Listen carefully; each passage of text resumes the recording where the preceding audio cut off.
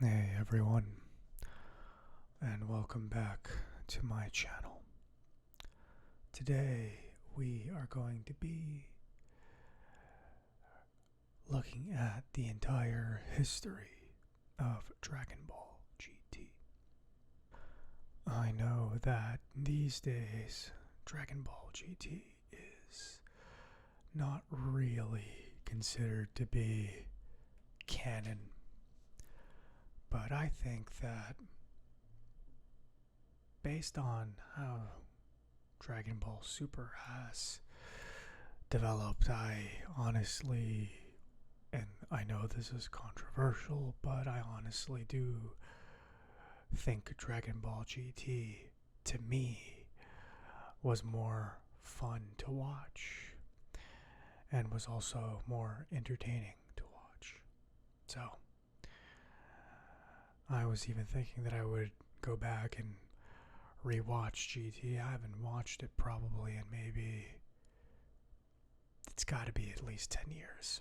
At least 10 years. I haven't watched Dragon Ball GT in that long, so I think it would be cool to go back and watch it. And perhaps reviewing the entire history of GT with you guys will inspire me to do so.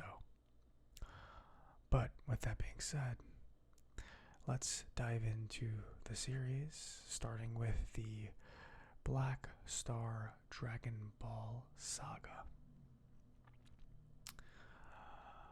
5 years after Goku and Oob left the 28th World Martial Arts Tournament at the end of Dragon Ball Z,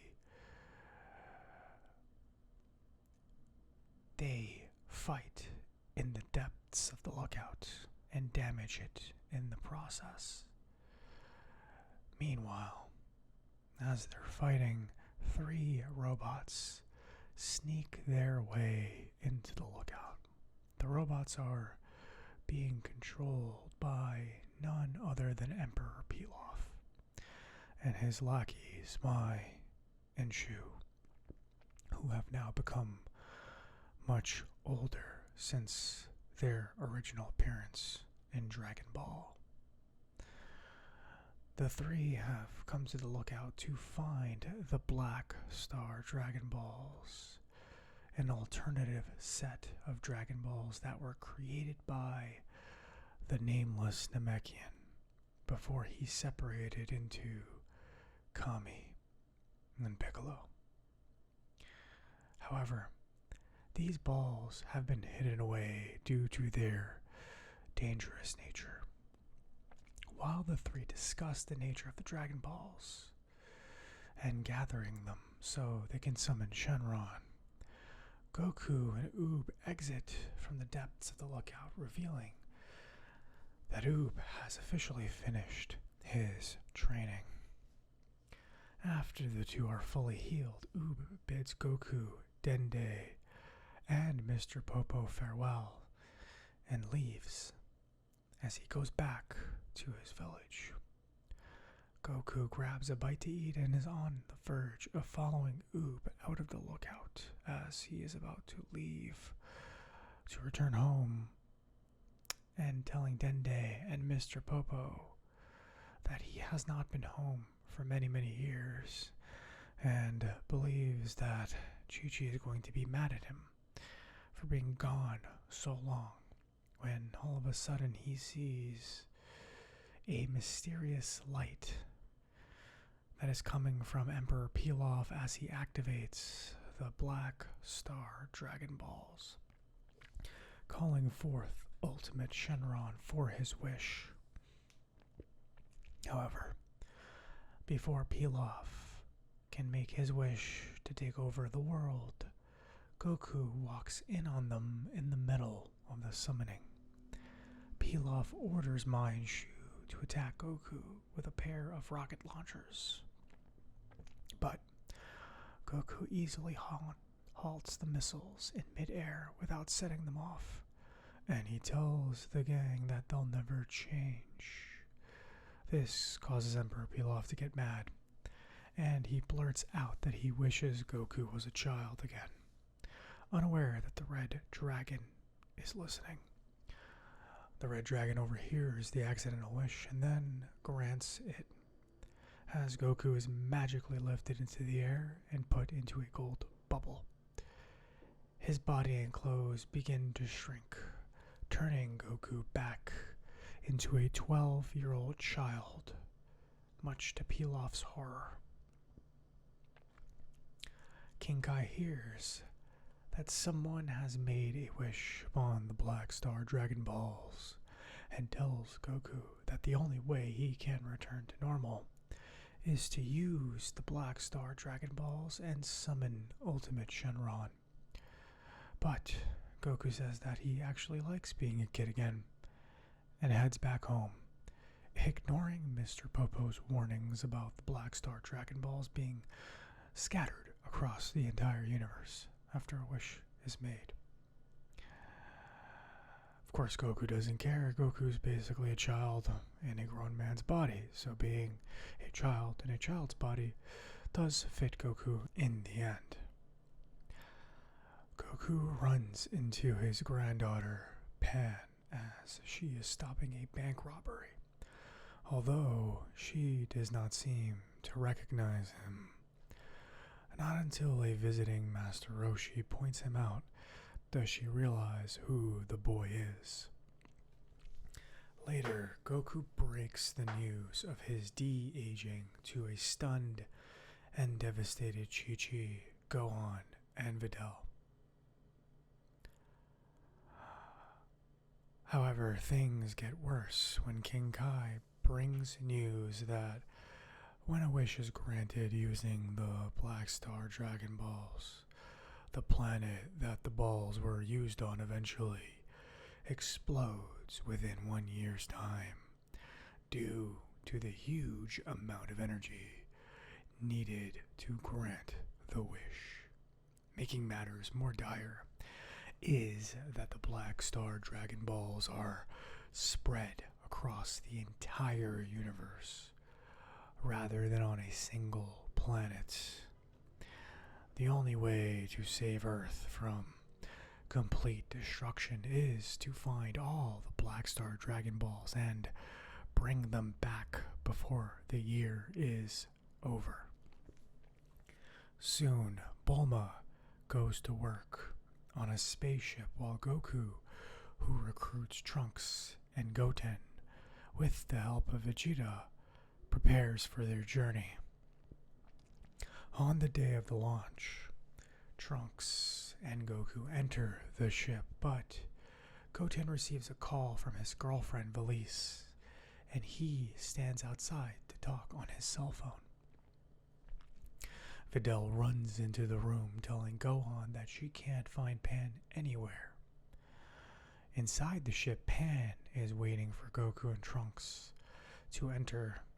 She presses the ignition button and the ship blasts off into space. Goten is left behind and goes back to dating his girlfriend as a loose component of the ship falls off and lands by Bulma's feet. After crashing on planet Emeka, Goku, Trunks, and Pan stay at a hotel. Once they realize that they are being charged a fortune for every little aspect of the room, they decide to leave. When they return to the location of their spaceship, they realize it is taken by the Emekian army. They are also forced to pick up a robot, who they later name Giru, after the robot swallows their dragon radar and fuses with it, thus becoming the group's radar for the journey.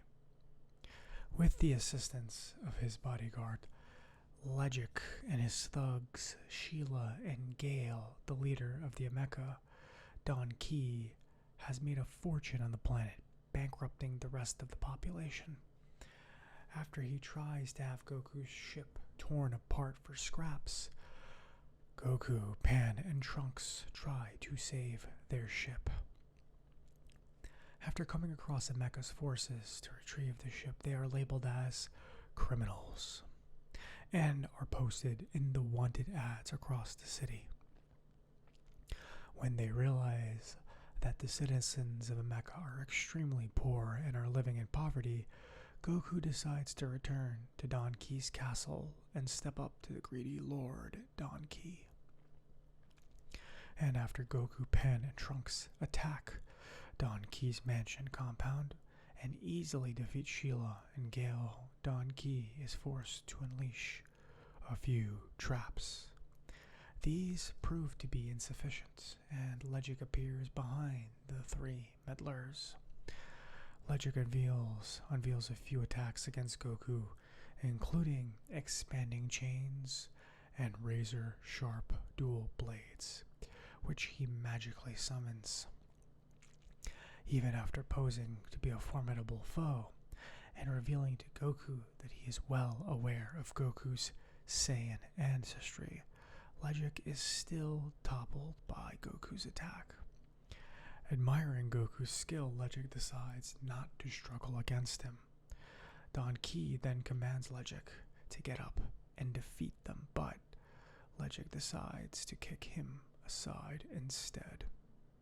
Goku has freed the people of Mecha, and they thank him. They continue their journey for the Black Star Dragon Balls. Goku, Trunks, and Pan land on another planet named Galbo, but notice that the villages are way too quiet. They learn from the villagers that a giant monster, Tsunama, has been terrorizing their village with his incredible ability to produce earthquakes by merely shaking his gigantic whiskers in order to scare the people into giving him a bride. Goku and Pan disguise Trunks as Trunksette, and he pretends to go away with Tsunama. Once they find out that he is not in control of the quakes, and they happen spontaneously, Tsunama asks for forgiveness from the town. Just as Goku, Pan, and Trunks are about to depart and continue their journey, a mysterious being steals their Dragon Balls and escapes into outer space. The thief is revealed to be Bonpara of the Para brothers. Along with Donpara and Sunpara, he returns the Dragon Ball to Cardinal Muchi Muchi of the Lud cult. It is revealed that the Cardinal Muchi Muchi is collecting energy to feed Lud, a huge mechanical menace who is currently inactive. Followers of the cult watch as Cardinal Muchi Muchi turns one of his subordinates into a doll for failing to retrieve a Dragon Ball. It becomes apparent to the Para brothers that failure is not an option. They are told that another Dragon Ball was in the possession of Goku, Trunks, and Pan. They brought one back, but foolishly missed another. They are sent back to retrieve the balls. The Para brothers follow Goku, Pan, and Trunks, enter the intergalactic beehive, Bihei, where they assume the trio will be eliminated by Muma. However, as the three are successful in surviving the dangers, the Para brothers decide to step in and steal their remaining Dragon Ball, revealing a body hypnotizing technique to them, the Para Boogie, which causes its victims to dance uncontrollably. After they are placed under the hypnosis, the Para brothers try to steal the other Dragon Ball. They are almost successful in their endeavor, but they are followed by the angered Z-Fighters, who move to knock them out while they were approaching the Lud cult. They proceed to tie up the Para brothers and drag them to the Lud cult. Once there, they toss them in front of the Cardinal Muchi Muchi. The Cardinal is not in a forgiving mood, and the Para brothers are then turned into dolls and fed to Lud for their failure. Cardinal Muchi Muchi turns Pan into a doll as well, but before he can eliminate her, Daltaki steps in and decides to add her to his doll collection. Daltaki is a central orator for the Lud cult, and he gives a speech to Lud's followers for sacrificing themselves for the greater good. As Goku and Trunks are occupied by Cardinal Mochi Mochi, Daltaki begins to play around with his new Pan doll. He receives a transmission from Dr. Muyu, who tells him to feed the doll to Lud, as it holds a tremendous amount of energy. But Daltaki protects the doll, expressing his love for it. After Cardinal Mochi Mochi is defeated, it is revealed that his whip has a mind of its own, as it transforms into a golden monster with extended arms named Mochi. This demonic incarnation proceeds to battle Goku on a platform and is posing to be a threat until he is blasted from behind by Trunks. After Lud is unleashed and activated, the humongous machine mutant goes on a rampage, battling Goku. Its eyes light up as its arms rotate extremely quickly, resembling propellers. Goku's blasts bounce off as if they were nothing. Then, as Daltaki is also fed along with Pan as a last resort by Dr. Muyu to conquer the fighters, Lud becomes superpowered and continues to attack Goku. Instead of Lud, the people who are turned into dolls try to contemplate a plan to take down Lud. The Para brothers sing a tune which forces Daltaki to reveal Lud's weakness. After it is revealed that Lud's weakness lies in a red cell above his heart, Goku must time his attack to fall in sync with Lud's interior. After some unsuccessful attempts, Goku is able to take down the enormous machine by targeting the correct spot. Everyone who is inside of Lud is released, and they are no longer dolls. Goku, Pan, and Trunks continue their journey. Daltaki makes a journey of his own in order to report back to Dr. Muyu. However, he is met with General Rildo instead, who informs him of his failure. He then proceeds to relay a message to Daltaki that Dr. Muyu ordered his execution. Rildo eliminates Daltaki and proceeds to contact Dr. Muyu. Giru, meanwhile, reveals that planet M2 is his home world and that they should make a stop there. The Z-Fighters oblige. They find the planet nearly deserted except for a few robots designed similar to Giru running around. Giru then leads the heroes into the hands of their enemy. The heroes are unaware of Giru's past and the fact that he is an operational instrument of General Rildo's base. It is further revealed that Giru was sent to lure the heroes there in order to extract their Dragon Balls and their biological data. This is an apparent trap as General Rildo's Sigma Force proceeds to capture Goku and Trunks.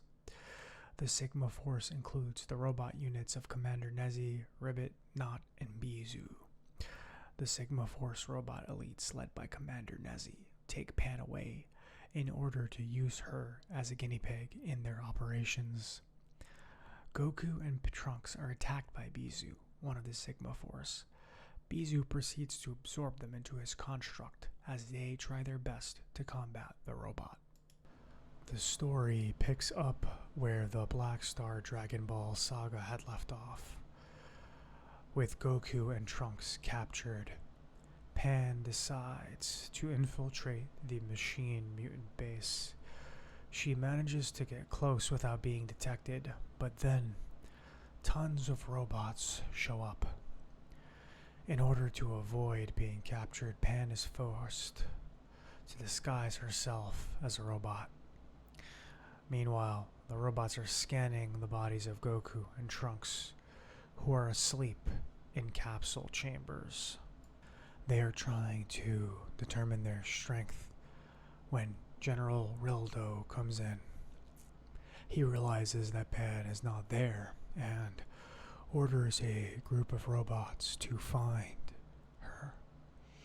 At the same time, Giru decides to let General Rildo download all the fighting information of the Z fighters to the Sigma Force. Pan has joined a group of robots that look the same, but when they walk through a wall, her cover seems to be blown. She lucks out, and instead of being captured, she's accused of being defective. They throw her into a room full of defective robots. These robots actually have feelings, so they were deemed unworthy. Pan manages to blast her way out and gets directions to where Goku and Trunks are being held. When General Rildo realizes Pan is in the base, he sends Nat of the Sigma Force to deal with her. The robot seems to be winning with ease, but when Pan figures out he can only predict moves she has done before, she fires her Maiden's Rage, destroying the robot. General Rildo is just about to send the rest of the Sigma Force to deal with Pan when she breaks in. At the same time, the machine detections go crazy because Goku is waking up. Pan manages to escape and later rescues Goku, who does battle with the Sigma Force. At first, it seems as though the robots can read Goku's movements, but while using their phasing technique, Goku simply blasts the robots all over the place to get them out of the walls, enraging them and making them transform into the Super Mega Cannon Sigma. The fight goes on for a while, and just when it looks as though Goku will be beaten with the drill technique, Goku grabs the drill and, after stopping it, throws them into a wall. Goku states that he has been holding back the whole time, just to gain information.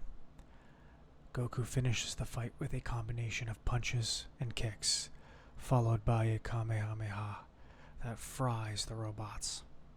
Angered that the Sigma Force has failed, Rildo makes himself known and, shortly after his arrival, turns Trunks into metal, which the block transports to the laboratory for examination. Rildo reveals his intentions to generate organic beings into machine mutants across the entire universe, explaining that the strong must survive and the weak must perish. He fights with Goku and holds his own well, but when he is shown to possibly be at a slight disadvantage, he summons the newly formed Super Mega Cannon Sigma to unexpectedly grab Goku, though Goku destroys them easily by transforming into a Super Saiyan. The maniacal general in turn assumes a more combat effective form, with a drill-based arm and a sleek design. For a while the fight seems to be even, but he is soon bested by Goku again. Rildo then assumes a metal form, in which he also reveals that he can control the entire planet's environment, taking control of Goku's surroundings and melting around him like a deadly alloy. Meanwhile, Pan manages to stumble across the Black Star Dragon Balls and goes to join Goku. However, her help turns out to be in vain, as Metal Rildo manages to capture both of them and trap them in the same manner as Trunks. Giru assists all three of them, are sent to Dr. Muyu's lab. Giru assists, as all three of them are sent to Dr. Muyu's lab. Here, he orders Giru to aid him in chopping the three of them up to extract their power, but Giru has a change of heart and manages to rescue Pan and Goku. Dr. Muyu and crew grab Trunks' slab, and in the scramble to recover it, it is smashed to pieces. However, Trunks quickly appears and reveals that everything up until that point was according to his own plan. Trunks reveals that Muyu has been hiding a secret and that he is not the only machine mutant around. Trunks opens a door in Muyu's lab and leads his friends to a small incubation chamber, which holds a tiny robotic life form. It is in here that Muyu's greatest creation, Baby, is being held. Goku comments that he looks cute, although he is unaware of the power Baby possesses. Muyu reveals his plan to integrate everyone into machine mutants.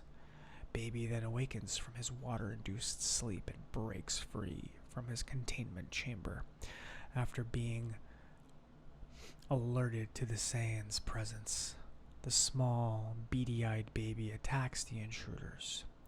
He is then halted by the three with numerous blasts. However, as a defeated and injured Dr. Muyu makes a daring escape, a piece of Baby's scattered remains jump onto his skin. After Muyu is well into space and swears vengeance, Baby rips him apart, busting out of his body and reforming into his original state. Baby explains that it was really he who planned vengeance and programmed all the machine mutants to do his bidding, and that Muyu was merely one of his pawns. It is revealed that Baby is a Tuffle, and he seeks vengeance for the demise of his technologically advanced race. Goku, Trunks, and Pan resume their mission. They board their ship and try to leave planet M2, but are suddenly stopped. It is none other than General Rildo, and he is holding on to their ship, preventing them from lifting off. They still manage to blast off after Trunks reveals to Rildo that he was being used by Muyu for the substantial empowering of Baby. Rildo refuses to believe this and is shocked as he is blown to oblivion by a combined Kamehameha attack from all three Saiyans. The ship's thrusters take off, leaving no remnant of General Rildo behind. I wasn't aware that Trunks actually knew the Kamehameha, but this is Dragon Ball GT after all. Afterwards, on their next stop, Goku, Pan, Trunks enter a ship in outer space that is nearly empty of all its passengers. A young alien boy is still breathing, and they take him with them, leaving the ship. They land on planet Batal and take the boy to a hospital. However, they are all unaware that Baby is hiding inside the boy, and he was responsible for murdering everyone on board the abandoned ship in outer space. Baby proceeds to jump from the boy's body to a doctor's body in order to catch Goku and his friends off guard. However, Goku suspects that Baby is among them and reveals that to the doctor, who Baby leaves after finding out that his cover has been blown. The threat becomes even worse as Goku and his friends realize that this menace can hop from one host to another like a parasite. As Baby arrives on Earth before Goku makes it out with his crewmates, he decides to target the strongest Saiyans as his next hosts. Baby's main mission is revealed: to obtain revenge for the extermination of his race at the hands of the Saiyans many, many years ago. The Saiyans, you see, were responsible for brutally murdering his people, as well as stealing much of their Tuffle technology. Baby swears vengeance on the remaining Saiyans, who happen to be the only descendants of that guilty race. He scours the city to find a formidable host. After hopping from one body to another and coming across Mr. Satan, Baby finds his next suitable candidate to be Goten. After successfully integrating himself into Goten and controlling his mind, Baby, now using Goten's body, goes to the Saiyan's home. There he meets Gohan, who realizes something is wrong with Goten. He then asks Goten to come outside. As Gohan asks Baby what he did with his brother, the Tuffle reveals his plan to Gohan, and after a battle that destroys a large portion of the city, Gohan is forced to turn Super Saiyan, prompting Baby to change bodies with him. Piccolo then attempts to stop the deadly baby inside Gohan's body, but is unsuccessful and is apparently killed by the possessed Saiyans Kamehameha.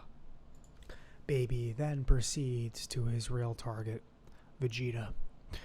Vegeta and Bulla are returning from a day of shopping, which Bulla thanks her father for.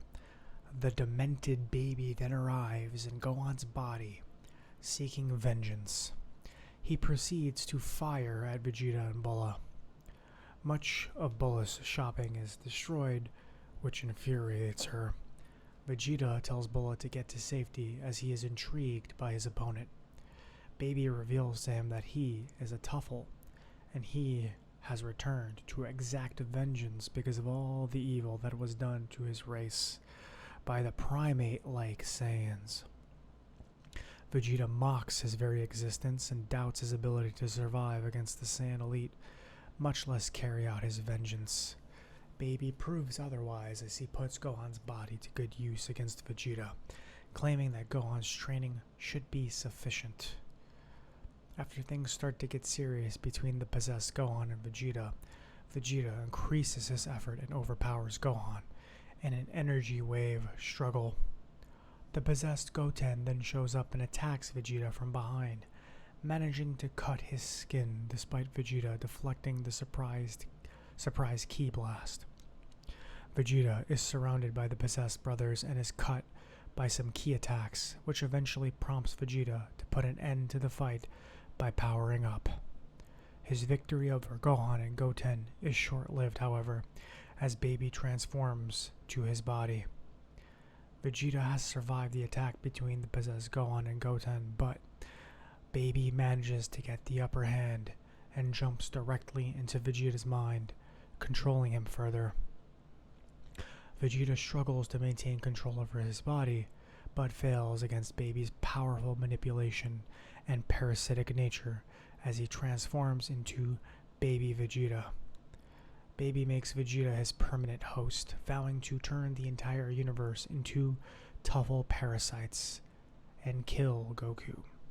Baby then begins to spread his infection across the entire planet. When Goku, Trunks, and Pan arrive on Earth, they give Dende the Black Star Dragon Balls for safekeeping. They decide to not have Goku return to normal, as they would have to collect the Black Star Dragon Balls all over again, much to Pan's dismay. Goku tells Pan that he'll have to talk with Chi-Chi about it when he gets home. Goku is convinced that the Earth has been spared from terrible destruction. However, he is unaware that Dende and Mr. Popo are under Baby's control. While returning home to see his family with Pan, Goku is attacked by his family, against whom he is forced to retaliate after Pan is knocked unconscious. As Goku is about to put his two sons down for the count, Mr. Satan shows up and shouts to him and tells him all that has happened, saying that everyone on Earth has fallen under the control of Baby. Baby then confronts Goku, but Goku's young body is not resilient enough to sustain Super Saiyan 3 long enough to fight decently with Baby. As a result, Goku is beaten. But Baby gains even more power by having his minions give him ki, and Goku is seemingly killed by Baby's revenge death ball. That doesn't really make too much sense if you think about it, because in Dragon Ball Z, Gotenks was able to go Super Saiyan 3, no problem, and he was probably roughly about the same size, but it's neither here nor there. Kibito Kai interferes and manages to rescue Goku at the last moment, but unfortunately drops him into another dimension. Baby then goes to use the Black Star Dragon Balls to wish for Planet Plant's revival, and begins to move all his mind control subjects to it, Dende hands the Black Star Dragon Balls over to Baby, thus sealing the Earth's fate. Baby enjoys his victory as he feels that finally vengeance has been served. Baby then allows his slaves to migrate to Planet Plant in a giant spaceship, while Mr. Satan and Pan hide inside Good Boo's body by having Boo disguise himself as one of Baby's slaves to enter the ship. While on the path through the otherworldly dimension, Goku is accidentally dropped into another, even weirder dimension where he must play for his life. Suguro the host is a shape-shifting alien who controls the realm known as Sugoroku Space. Suguru and his son Susugoro both inhabit the region and challenge visitors to a life-size board game with the promise that the visitor can leave Sugoroku Space if they win. The game also carries the consequence of death to any visitor who loses. Goku accepts Suguro's challenge, and Suguro easily advances through the rigged game, while Goku struggles to make any progress and fails several times.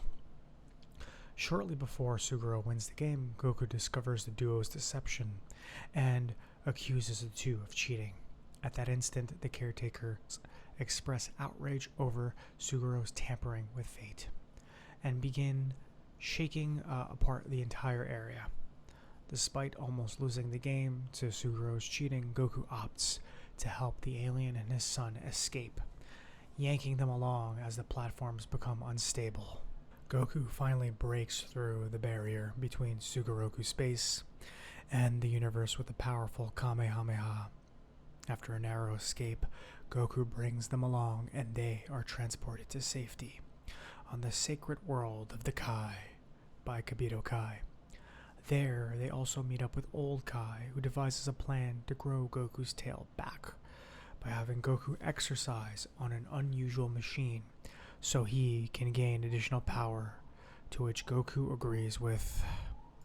Meanwhile, on Planet Plant, Oob arrives on the scene and learns of his mentor's apparent death. He tries to stop Baby, but is easily brushed aside as Baby fires a revenge death ball straight at him.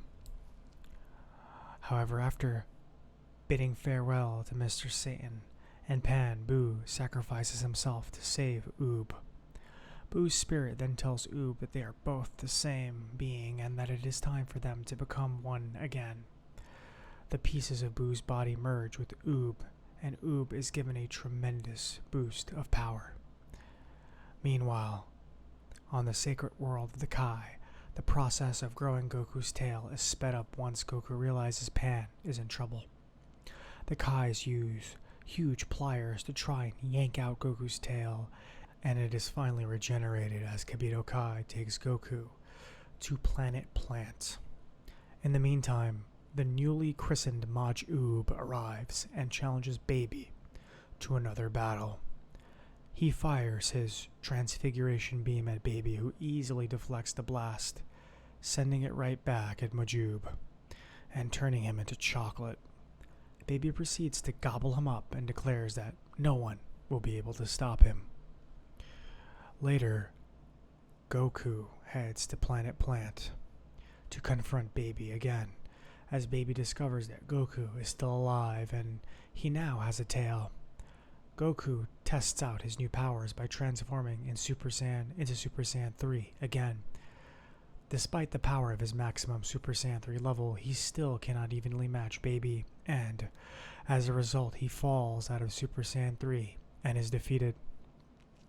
Before Baby can destroy Goku again, Goku realizes that he has failed again, but seeing the earth and the sky as if it were the moon, Goku becomes a golden great ape.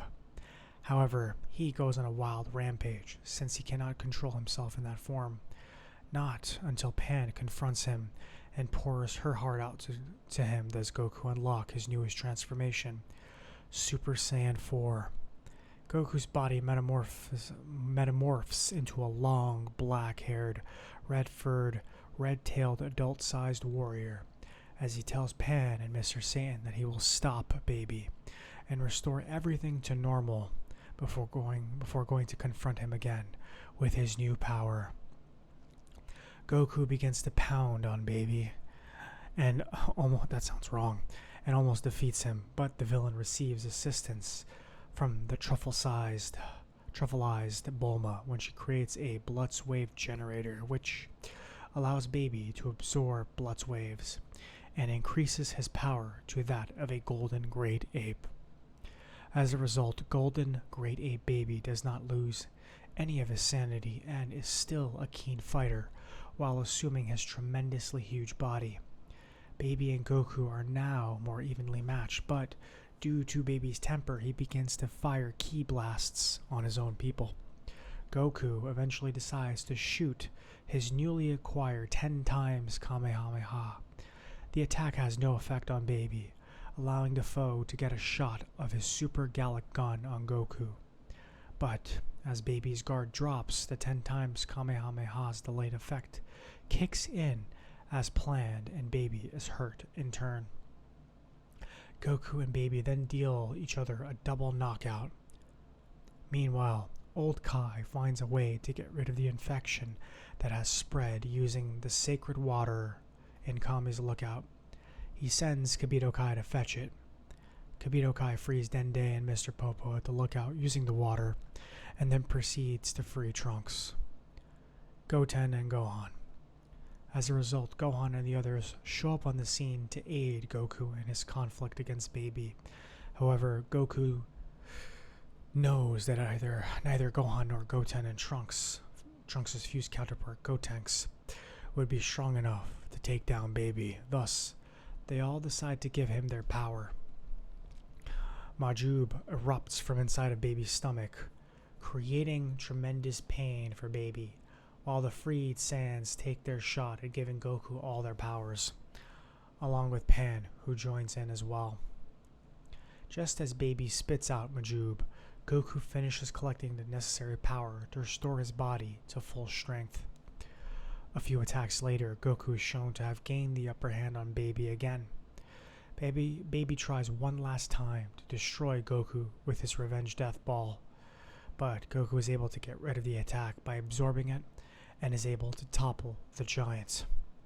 Severely weakened, Baby leaves Vegeta's body as Vegeta is finally freed from Baby's mind control. Assuming his alien Tuffle form, he then tries to escape in a spaceship. However, Goku watches the spacecraft from afar and blasts it with a powerful 10 times Kamehameha, pushing the ship into the sun while Baby is still inside and eliminating the Tuffle menace for good.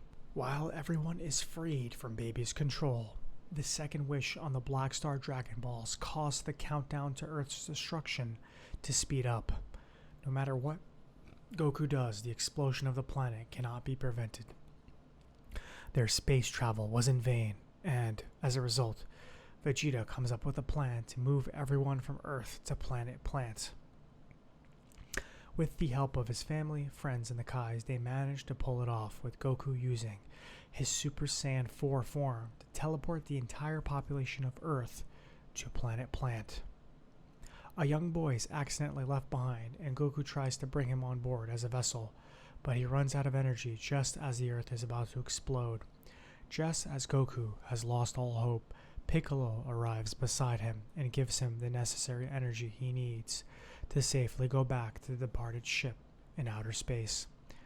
Goku is transported back to the ship but can do nothing but watch as his very close friend and former rival prepares to die with the planet. In his final moments, Piccolo contacts Gohan via telepathy to tell him how proud he is of him. He also tells him that the Black Star Dragon Balls must be destroyed for the safety of the Earth. Gohan bursts into tears and begs Piccolo to try and reconsider, but Piccolo explains that sometimes the best decision is not the easiest. Piccolo decides to stay behind, as his death will permanently destroy the Black Star Dragon Balls, along with Ultimate Shenron, preventing any future catastrophes from happening. Gohan screams his mentor's name in anguish as Piccolo dies along with the Earth. Grand Elder Mori then uses the Namekian Dragon Balls to wish back the Earth, allowing everyone to return home. At a party to celebrate Baby's defeat, Bulma asks Chi-Chi what it's like having a child for a husband, and Chi-Chi tells her it's mostly the same, as she knows that no matter how big or small he is, Goku is still her husband. Gohan expresses how he truly misses his greatest ally and closest friend, and Goku comforts him, telling him that he also misses Piccolo. 1 year after the defeat of Baby, Goku is competing in a World Martial Arts Tournament's junior division as a result of his height. Although Mr. Satan created a height requirement due to the fact that he is afraid to face Goku. Elsewhere, Mr. Satan is deciding to call it quits because Majin Buu is no longer there to help him become a better fighter. He calls a press conference. Some people say that Mr. Satan will be back within 3 years, and others say he'll be gone for good. This allows Trunks to sneak out of Capsule Corp and go to the tournament. At the tournament, Vegeta arrives and decides to force his way into the championship against Goku. Pan fights in the adult division and manages to make it halfway through the tournament, but the thought of looking like Mr. Satan if she won scares her, and she drops out. Goku also makes his way through the tournament, but a distraction by Vegeta causes him to accidentally get knocked out of the ring by Mowgli. Mr. Satan steps up for the final round against Majub, who was in disguise as Papaya Man. Throughout the tournament, the championship begins, and it becomes obvious Papaya Man will win. However, Good Boo contacts Majub and explains that Mr. Satan needs to win to keep the hopes of the people up, as the people of the Earth see Mr. Satan as their hero. If he were to lose, this would crush the people's spirit. As a result, Majub allows Mr. Satan to win, who decides not to retire from fighting after all. Vegeta and Goku nearly begin a battle on a bridge to rekindle old times. However, they decide to call it a day after Goku says he's hungry. Meanwhile, in Hell, Dr. Muyu is met by Dr. Gero. Seeing that the two share in common the fact that Goku is their sworn enemy, they team up in order to exact their revenge. They devise a plan to build a new Android 17, and then proceed to contact the existing one, still residing on Earth. They secretly carry out their ingenious plan, and the two androids open up a rift to Earth between Hell, allowing all the past villains to escape and cause mass chaos in the city. At the house, Bulma and Bulla have been invited over for supper. The food is delicious, but they both lose their appetites when Chi-Chi explains that the meat came from weird beasts and monsters from Mount Paozu. Chi-Chi is proud of her cooking, and Pan believes that it's great. Bulma asks if they eat this food every day, and Videl holds up a rice dish made especially for them. The doorbell rings, and Pan runs to answer it, looking forward to meeting Trunks. Trunks is badly hurt as he collapses on top of Pan, muttering Android 17's name. Once Trunks finally wakes up, he is bombarded by questions from everyone. He tells them that he was on his way to Goku's when Android 17 attacked him, destroying his vehicle. He managed to save himself and his limousine driver, but Android 17 left a message in the form of an ultimatum that Goku must go to Hell immediately, or the Earth will be taken over by all the escaping villains from Hell. Goku finds this as a worthy challenge. The group goes outside and sees a black hole swirling in the sky. Goku comments on the evil energy that he senses, and King Kai telepathically explains that's pretty obvious. Goku smiles, saying that it's been a long time since they talked, and asks how King Kai is doing. King Kai complains about having a cold, then states that this is not the time for small talk. All around the world, people can see the hole in the sky. This includes Majub in the village, and Krillin, Marin, and Android 18 in Satan City. Standing on a cliff, Android 17 is surrounded by a black aura. He hears a voice telling him that they are two parts of a whole. In hell, another 17 is surrounded by a similar aura. The newly designed Hellfighter 17 is standing next to Dr. Gero and Dr. Muyu. The two doctors are looking at a big crystal ball watching the original Android 17. Because the new and old Android 17s are two halves of a more perfect whole, they are creating a rift between Earth and Hell.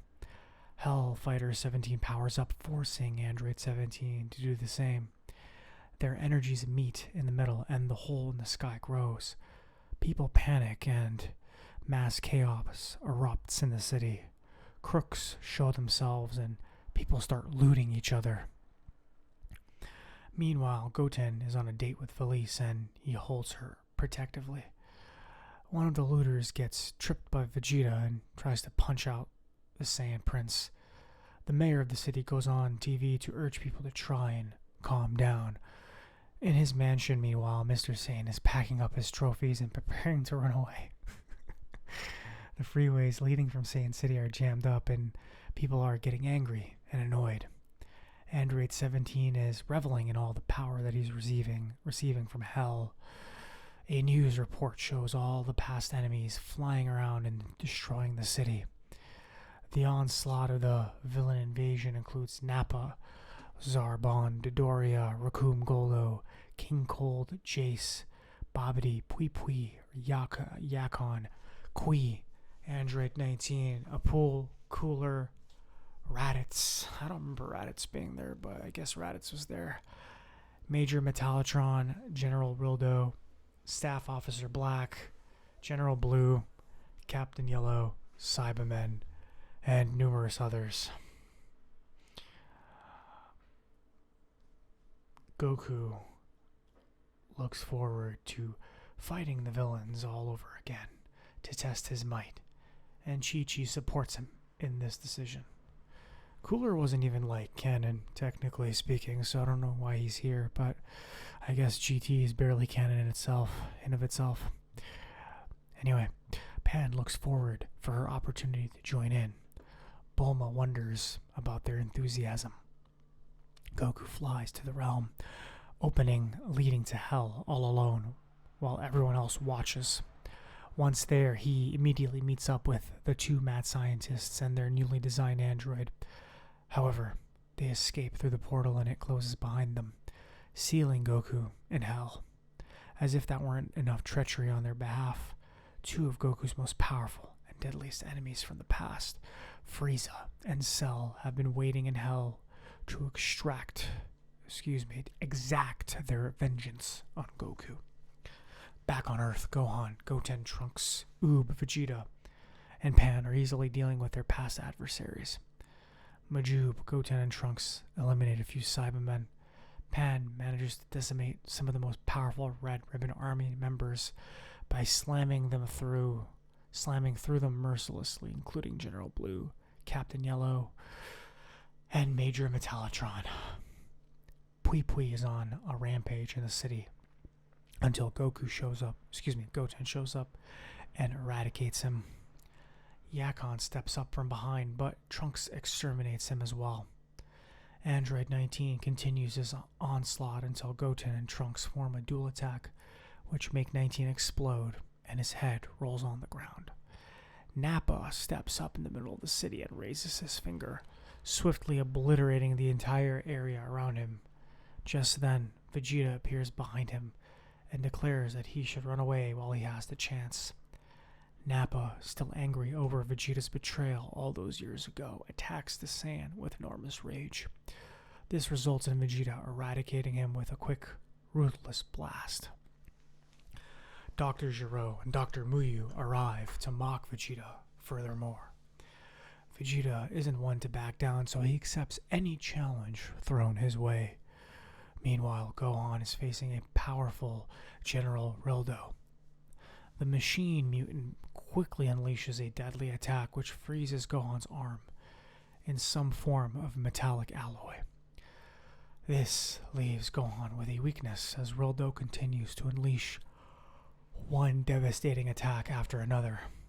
Rildo relentlessly shoots out his arm like a missile and performs a seismic blast. Gohan finds himself in a bind when Rildo also manages to freeze his leg. Fortunately for Gohan, Majub, Goten, and Trunks arrive and eliminate the distracted General Rildo with a single blow. Pan then shows up with Mr. Satan and Giru. Giru thaws Gohan's frozen limbs, and the group sets out to find Vegeta. During the battle, Krillin and his family are stuck in traffic, watching the clash until Android 17 confronts them and tries to get his sister, Android 18, to rejoin him.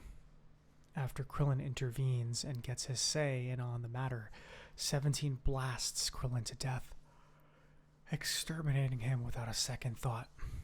Android 18 becomes full of rage as she attempts to take 17 down for his cruelty. Android 17 doesn't fall as easily, though, and reciprocates by trying to kill Android 18 after she tells her daughter Marin to escape. As 17 flies away, 18 crawls up to her husband, proclaims her love for him, and falls unconscious next to his deceased body. Meanwhile, in Hell, Goku's battle against Frieza and Cell erupts. Frieza claims that Goku is now cute, but Goku isn't worried because he's stronger than ever. The Hell Guards decide to run because they are afraid of the oncoming battle. Frieza and Cell promise Goku that he'll be leaving in pieces, but Goku isn't afraid. Goku uses Frieza's deadly disc like a surfboard. He then gets some stalactites from Hell's walls and turns them into a shield. He bats away every attack they send at him and simultaneously turns their own attacks against them. It appears that he defeats both Frieza and Cell, but they easily regenerate and inform Goku that they are immortal in Hell and that nothing can kill them. But Goku can still die. Cell uses a solar flare to trap Goku and then sucks him up through his tail. Cell says he's now invincible now that he's absorbed Goku and his energy, but Goku surprises him by climbing right back out of his tail. Frieza comes up on the other side and they both reveal to Goku that they've devised a new maneuver after all of these years in Hell. As their eyes light up, Frieza and Cell quickly perform Almighty Light Cage to trap Goku in a blazing round cage of energy. Then they use the cage to push him further down into the depths of Hell, where the real torture takes place. The torture area is conducted by an old woman who tells Goku to use the spa and bath at his leisure. He accepts, but the spa turns into a boiling cauldron. Goku finds out that he's on the torture tour. Secondly, Goku must endure the tickle torture. Third, he must endure the scalding sauna torture. Finally, Goku is given the ice torture. The ice freezes Goku's body and makes him immobile. Cell and Frieza come down and reveal that the ice will remain that way for many years to come. Goku finds himself trapped in this icy prison. King Yama is busy stamping villains back into the dimension. The workload is heavily packed as well, as all the villains are on a long line extending out of Yama's domain. As Yama announces his frustration, General Blue and Staff Officer Black are chatting while in line. Staff Officer Black declares that it didn't take long for all of them to be defeated and sent straight back to Hell, referring to everyone in the line as losers. General Blue responds by reminding him that he's also in line with all of these losers. They are all waiting to meet their fate together. Frieza and Cell are overjoyed and begin to mock Goku as they're finally tasting sweet vengeance, but the ice encasing Goku begins to melt. The ice was created by the deceased residents of Hell, so it is highly ineffective in maintaining a hold against Goku, who is still alive. Goku immediately turns the ice machine against Frieza and Cell, freezing the two solid. Goku then flies to the edge of the realm but finds that the portal is still closed. All hope seems lost, but Goku tries to contact King Yama for assistance. However, the check-in station giant is unable to send him back due to a mysterious force blocking his control of the balance between the otherworld and the physical universe. Fortunately, Piccolo intervenes and requests that King Yama send him to Hell so he can help Goku. King Yama refuses. Piccolo then takes drastic measures by blasting in heaven and falsely claiming he's actually the Demon King Piccolo in order to be sent to Hell. As a result, King Yama is forced to oblige and casts Piccolo down to Hell where he meets up with Goku. Piccolo then concocts a plan and proceeds to contact Dende to help him open up a portal to Earth by synchronizing their energies. Dende is surprised that they need to mimic the maneuver that their enemies had taken prior, but he agrees. After a few tries, the rift is cracked temporarily, allowing Goku to fly through, thanking Piccolo for his great sacrifice. Vegeta is instantly unimpressed with Hellfighter 17's power level until Dr. Muyu and Dr. Gero reveal that the android is only using half of his strength.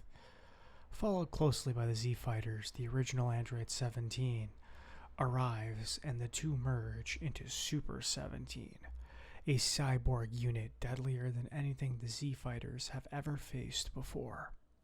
Super 17 flicks back his hair and begins to power up. The Z-Fighters are shocked as Vegeta attacks him, resulting in his easily being knocked away by just one punch.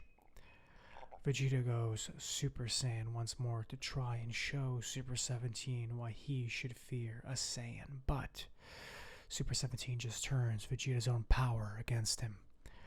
Majub then tries in vain, followed by Goten and Trunks who attempt a combined attack, obviously to no avail.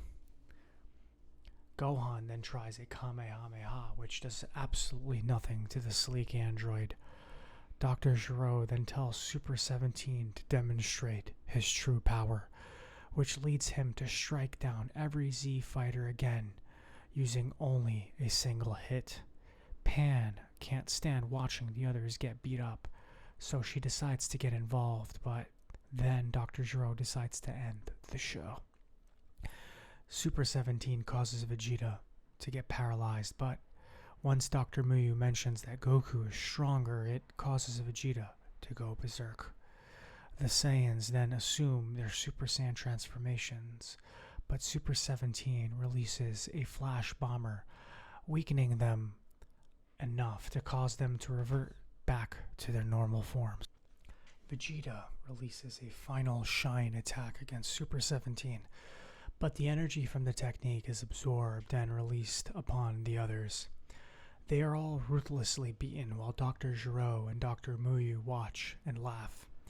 As all the Z-Fighters are still unable to stand up to Super 17's incredible might, Pan manages to sneak up on Dr. Gero and grab hold of him from behind. She then tells him to call off the android. Dr. Gero tries to comply with her wishes, but 17 refuses to follow Gero's orders.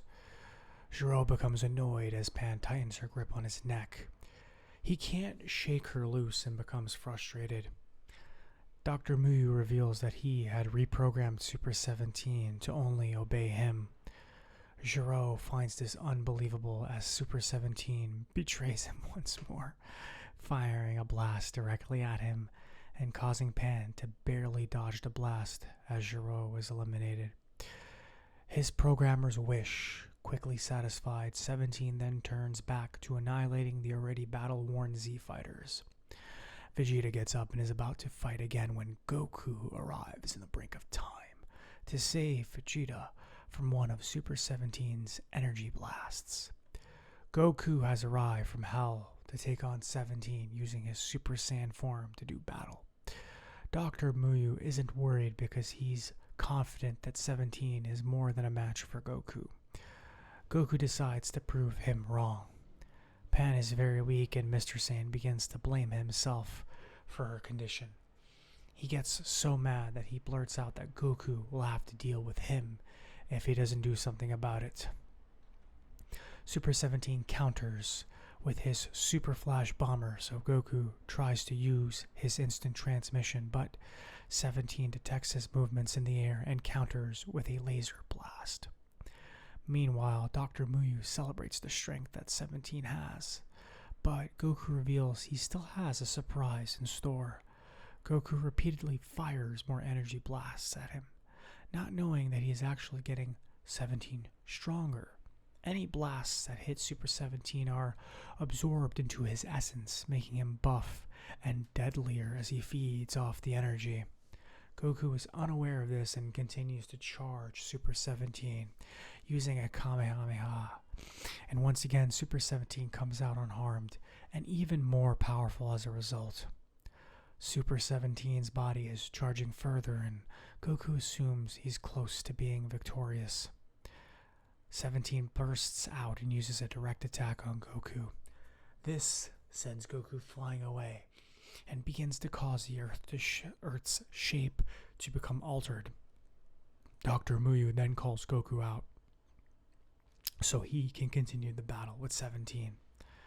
After a hard-fought battle, Goku sees that he'll definitely need more to beat his foe, thus transforming into his ultimate level Super Saiyan 4. Goku comes flying out in Super Saiyan 4. He's decided it's time for 17 to face someone his own size. And since 17 can predict his attacks before, he won't be able to now. Meanwhile, Videl is at home getting suited up. Chi-Chi comes out, ready for battle with her broomstick as her weapon. She's also surprised to see the Great Saiyan woman is ready once again for action because Videl has gone into her old uniform and is happy with the way the Great Saiyan woman costume feels on her as she goes through some old poses. Bulla and Bulma both decide to follow them to watch the battle. Videl and Chi-Chi fly off as Bulla and Bulma take a vehicle to follow them to the battle site. In the midst of Super 17's chaos, it seems that Goku's attacks not only have no effect, but each blow actually seems to make 17 stronger. Super 17 pretends to hide in the trees, but it's really a trap to ambush Goku and gain more energy. Of course, Goku complies and follows him in. Goku eventually realizes that the super android is absorbing his power and turning it back into the Saiyan's direction. Goku feeds more energy into Super 17 in the hopes that it would make him overload and explode, but to no avail. The model has been designed to withstand enormous amounts of energy. As 17 continues to grow stronger, Goku reveals he knows that 17 is feeding off of his attacks, just like the previous Android 19 model. Goku also promises that he won't give up until 17 is defeated, but Dr. Muyu continues to become overjoyed about how his dream is being fulfilled. After being badly beaten, Goku sees no other choice than to perform a self-sacrificing explosion against 17, grabbing him in a tight grip. Dr. Muyu declares the match to be a stalemate, but Goku reveals that he is ready to die to stop Dr. Muyu and 17. Goku doesn't let go, and 17 isn't convinced that Goku will pull this maneuver off. But Goku tries the explosion, even though it isn't strong enough to kill either of them. However, 17 is unfazed due to a shield that he had surrounded himself with.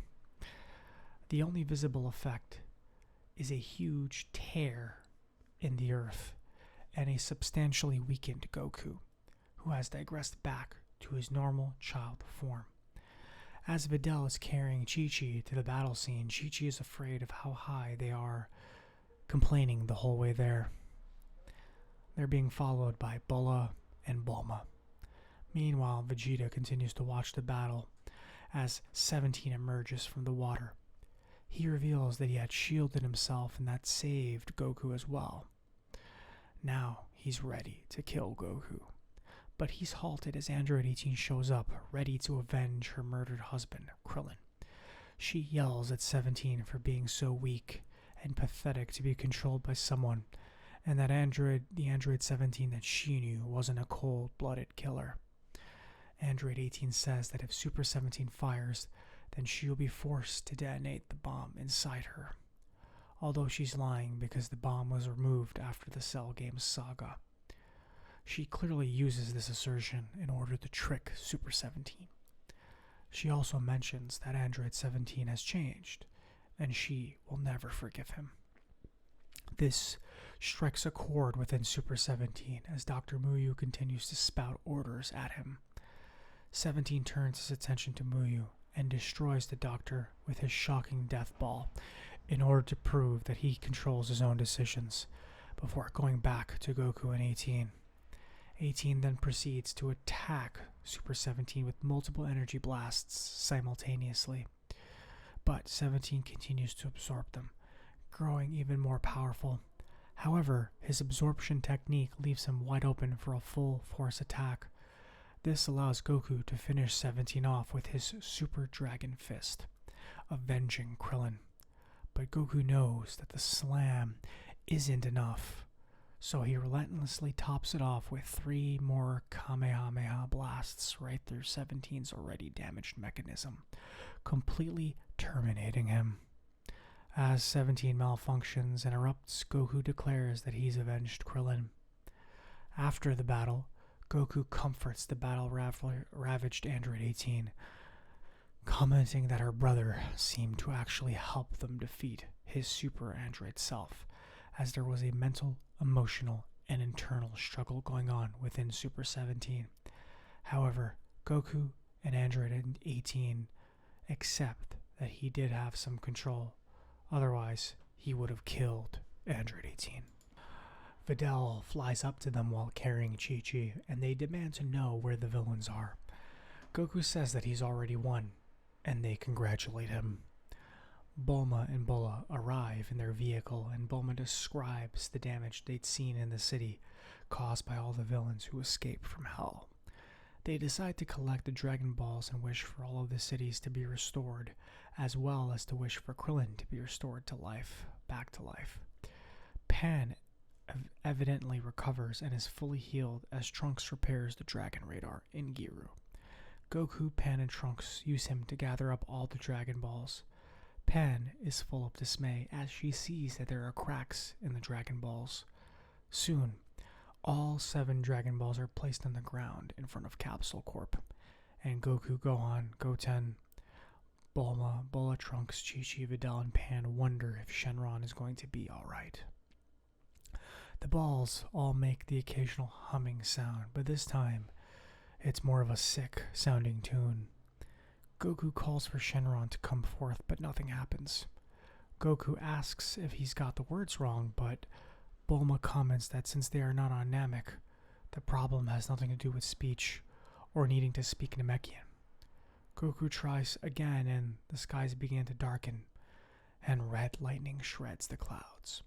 Earthquakes begin to hit, and the group realizes that something is very, very wrong. Goku senses a great evil power as a dark blue smoke pours from the cracks in the Dragon Balls, and a large, cigar-smoking dragon fills into the sky.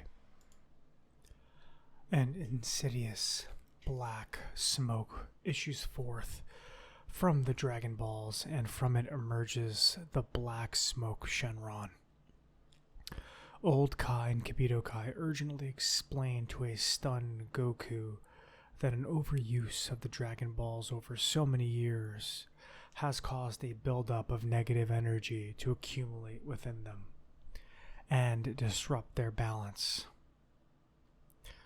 Prior to the invention of the Dragon Radar, the Dragon Balls would often go unused for centuries at a time, allowing the negative energy to disperse harmlessly.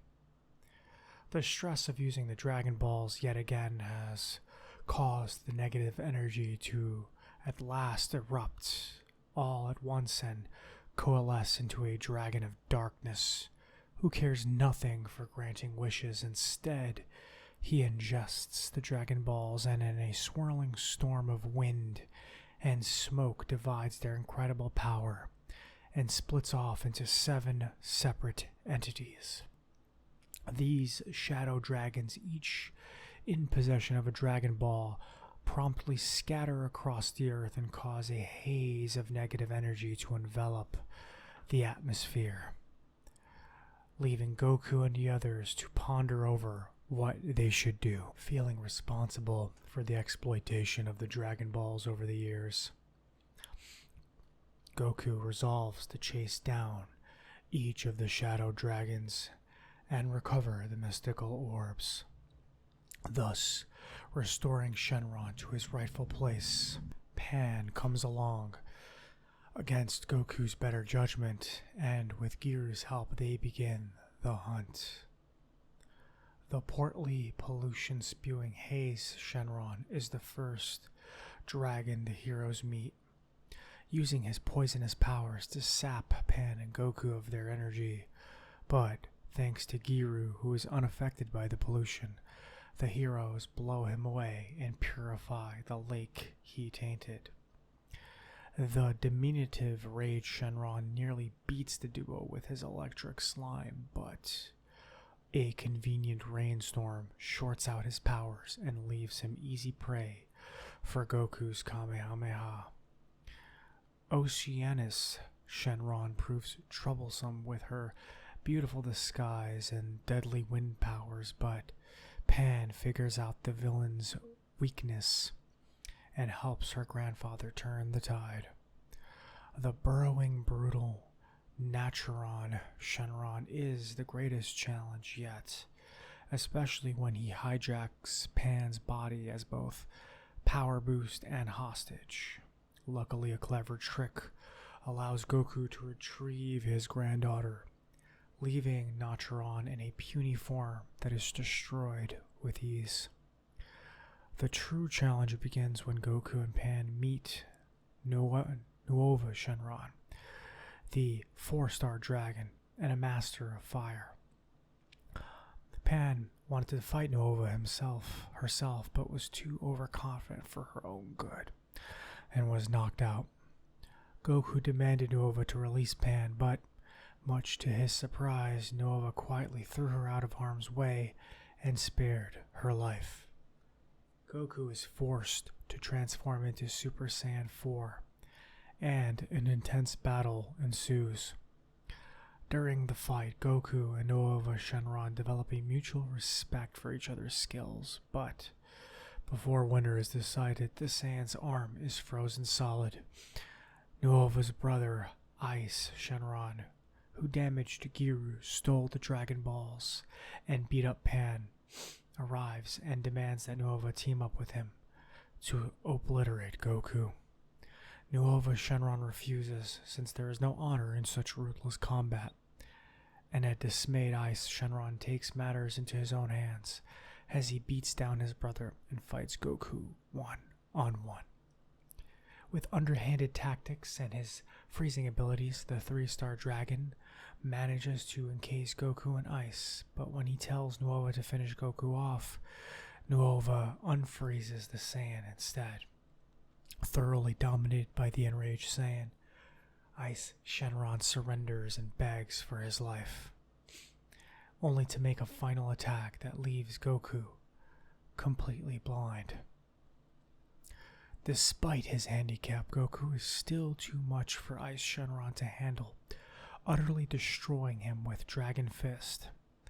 Seeing little honor in attacking a disadvantaged opponent, Nuova Shenron offers Goku an antidote for his blindness.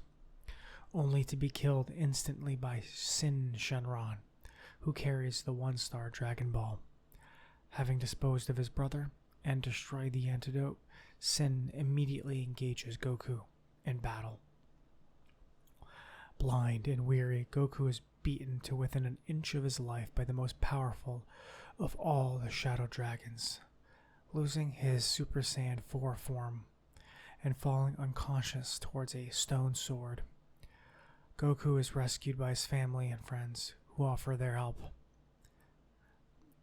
Goku insists that no number of people will be enough to overcome Sin Shenron, and declares the situation to be hopeless. But the heroes have a different plan.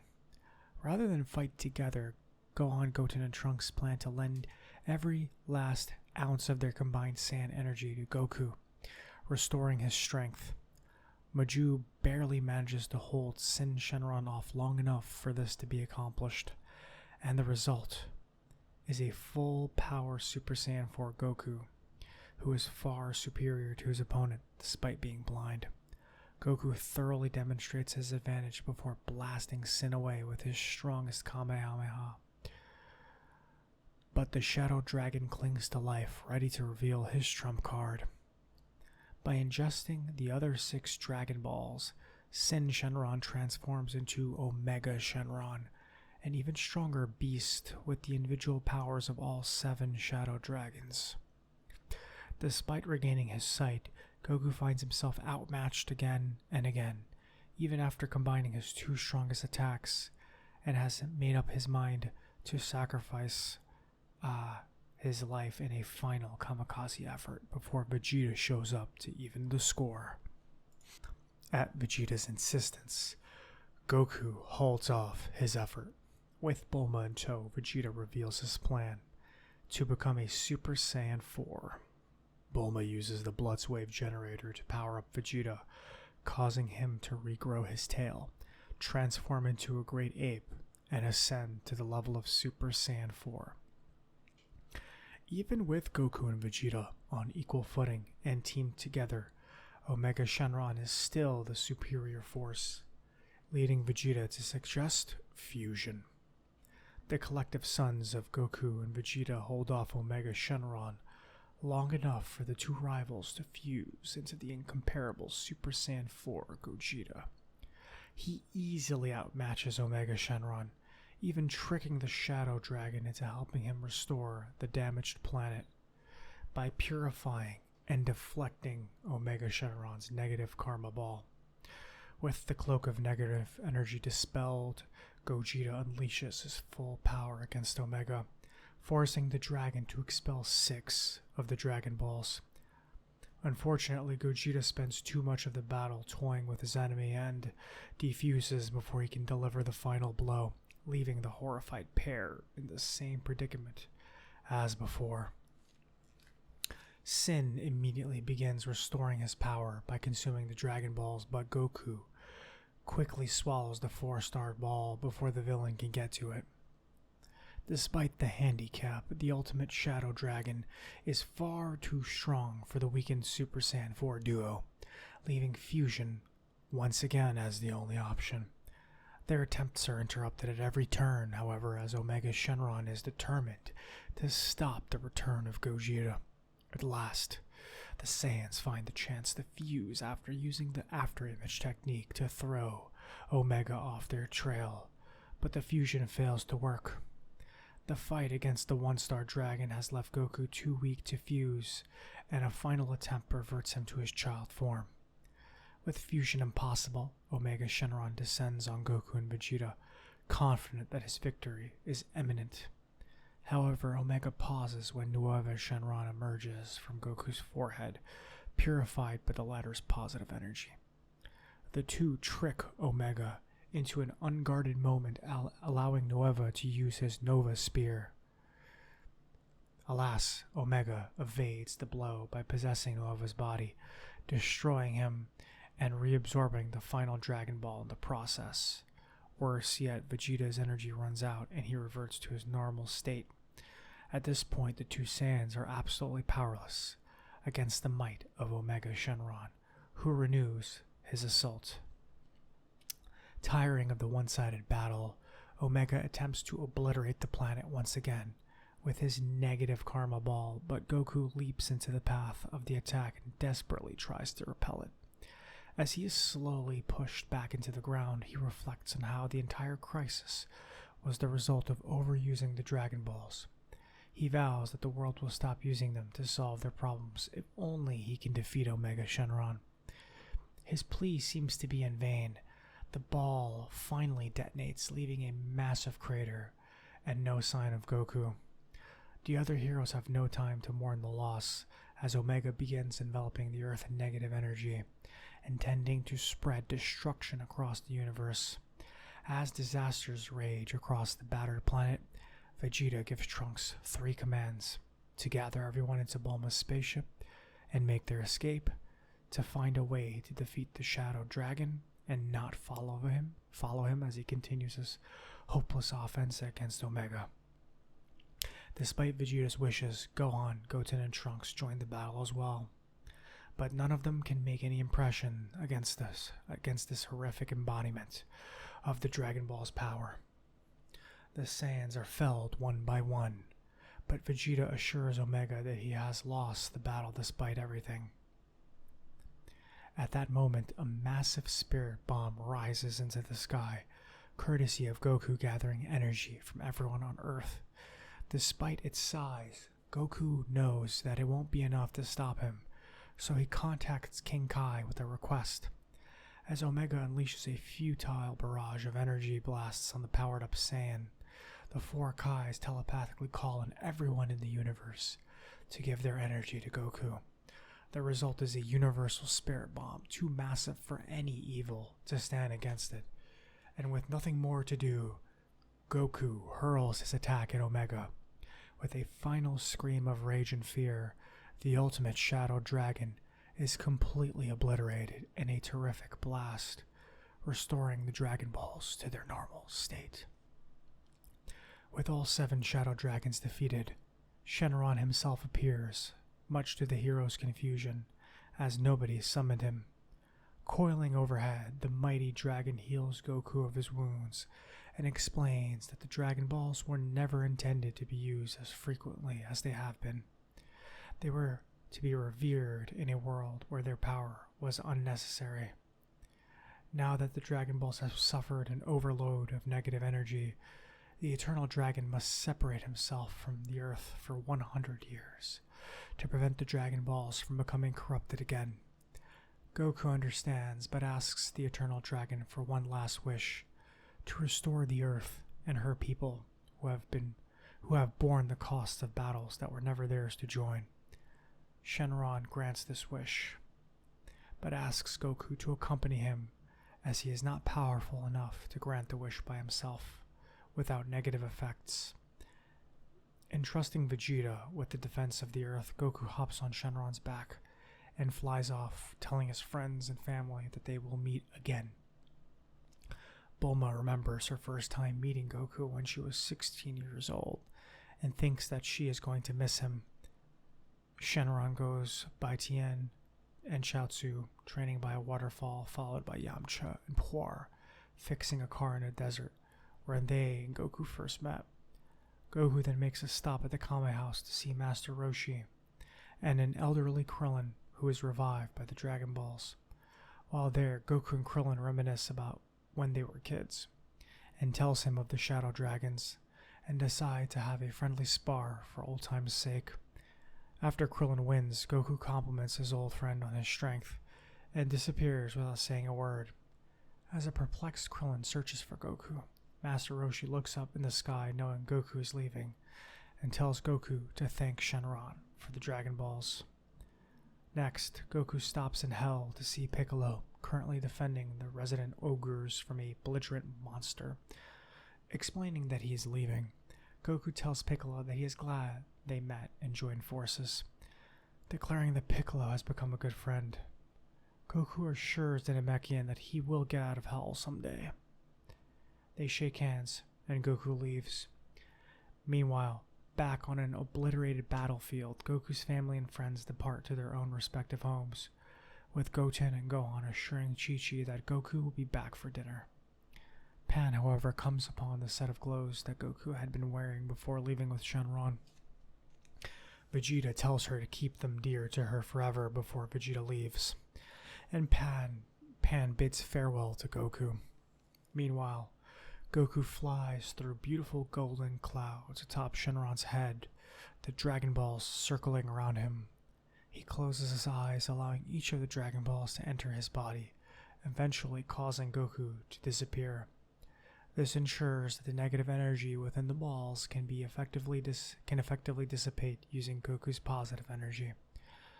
With Goku's destiny at last fulfilled, Shenron roars and flies into a bright light, bringing Goku's story to an end. 100 years later, almost all of the original team have died of natural causes, and an elderly Pan is the only one left. At the 64th World Martial Arts Tournament, Goku's great-grandson, Goku Jr., now finds himself competing in the final round of the Junior Division, wearing Goku's old clothes. His grandmother, Pan, and his old school friends watch on in the audience as his opponent comes onto the stage. Vegeta Jr. is a descendant of the original Vegeta. Pan soon learns this from the boy's mother, who bears a resemblance to Bulma, and thus cheers her grandson with all the encouragement she can give. With the bell tolling, the two boys fight in an even battle, amazing the crowd who've never seen such feats as flight and super speed before in their lives. The two boys fight just long enough for both to go Super Saiyan and complement each other's abilities. As the fight resumes, Pan catches a glimpse of her grandfather, Goku, now an adult again without his tail, in the audience watching the fight. Wanting to see him, she moves through the crowd where she saw him, but he disappears. She realizes she has lost him in the crowd, just as the winner is announced, but she knows that he has returned. With the battle of his descendant finished, Goku walks alongside the outside of the World Martial Arts Tournament arena, flashing back to every major event in his lifetime, from the adoption with Grandpa Gohan to the defeat of Baby. The old hero of the universe then flies upward as he grabs his power pole. Giving his final wave, Goku calls his old flying Nimbus cloud and flies into the distance with a yell of, "Till we meet again, guys." At last, wrapping up the story of Dragon Ball. And there you have it, guys. So that is the entire story of Dragon Ball GT. I think that, now that I've seen Dragon Ball Super, I really do think Dragon Ball GT was a better way to wrap the story up. Obviously, Super's not finished yet, I don't think. I think there's still some story left to tell, but Dragon Ball GT to me, and I know this is probably not a popular opinion, but to me just felt more like a natural progression of the story. I don't know how I felt about Goku being turned into a kid again, but with, everything around the Black Star Dragon Balls and Omega Shenron, I think it just kind of really tied the story up together. But that's just my opinion. Let me know what you think. But that's it for today. I hope you guys enjoyed this video, and I'll see you in the next one. Take care.